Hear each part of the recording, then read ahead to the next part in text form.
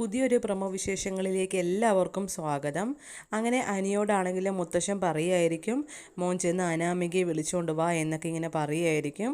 അപ്പോൾ അനിയാണെങ്കിലും പറയുമായിരിക്കും, മുത്തശ്ശൻ വിളിച്ചുകൊണ്ട് മാത്രമാണ് ഞാൻ അവളെ വിളിക്കാൻ പോകുന്നത്, അല്ലാതെ എനിക്ക് അവളെ വീട്ടിൽ വേണമെന്ന് യാതൊരു ആവശ്യവുമില്ല, സന്തോഷവുമില്ല അവൾ വരുന്നത്.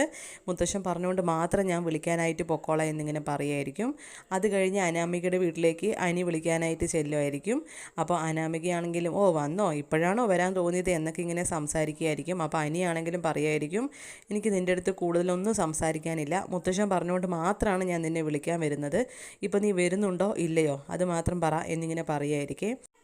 അത് കഴിഞ്ഞ് കാണിക്കുന്നത് ദേവയാനി ആയിരിക്കും. ദേവയാനി ആണെങ്കിൽ എല്ലാ സത്യങ്ങളും അറിഞ്ഞ് ആലോചിച്ച് ഇങ്ങനെ കരഞ്ഞുകൊണ്ടിരിക്കുന്ന സമയത്തായിരിക്കും ജയൻ വരുന്നത്. അപ്പോൾ ജയൻ ആണെങ്കിലും പറയുന്നുണ്ടാവും, നിൻ്റെ സങ്കടത്തിൻ്റെ കാര്യം എന്താണെന്ന് എനിക്കറിയാം, പക്ഷേ ആരാണ് കരൾ തന്നത് എന്ന് പറയാൻ പറ്റില്ല, പക്ഷേ നീ ഒരു കാര്യം മാത്രം ചെയ്യണം എന്നിങ്ങനെ പറയുമ്പോൾ ദേവയാനി ആണെങ്കിലും ചോദിക്കുകയായിരിക്കും, ഞാൻ എന്താണ് ചെയ്യേണ്ടതെന്ന്.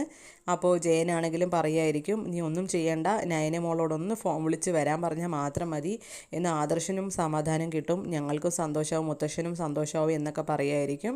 അപ്പോൾ ദേവയാനിയുടെ മനസ്സ് ഫോൺ കോളിൽ ഒതുക്കാനായിട്ട് സമ്മതിക്കുന്നുണ്ടാവില്ല, നേരിട്ട് നയനയുടെ വീട്ടിലേക്ക് ചെല്ലുമായിരിക്കും. അപ്പോൾ ദേവയാനിയെ കാണുമ്പോൾ അവിടെയുള്ള എല്ലാവരും ഒന്ന് ഞെട്ടുമായിരിക്കും, നയനയും ഒന്ന് ഞെട്ടുമായിരിക്കും. അത് കഴിഞ്ഞ് നയനയോട് ദേവയാനി പറയുന്നുണ്ട്, എല്ലാവർക്കും നീ അങ്ങോട്ട് വരണം എന്നാണ് ആഗ്രഹം, ഇനിയിപ്പോൾ നീ തന്നെ പറഞ്ഞതായിരുന്നല്ലോ, ഇപ്പം ഞാൻ തന്നെ വന്നു, ഇനി നിനക്ക് വരാലോ, എല്ലാവരും പറയുക മരുമക്കളെ മകളെപ്പോലെ സ്നേഹിക്കണം എന്നാണ്, പക്ഷേ നീ വന്നതും കല്യാണം കഴിച്ച രീതിയൊന്നും എനിക്ക് ഇഷ്ടപ്പെടാത്തത് കൊണ്ടാണ് ഞാൻ അങ്ങനെയൊക്കെ പെരുമാറിയത് എന്നൊക്കെ പറയുമായിരിക്കും.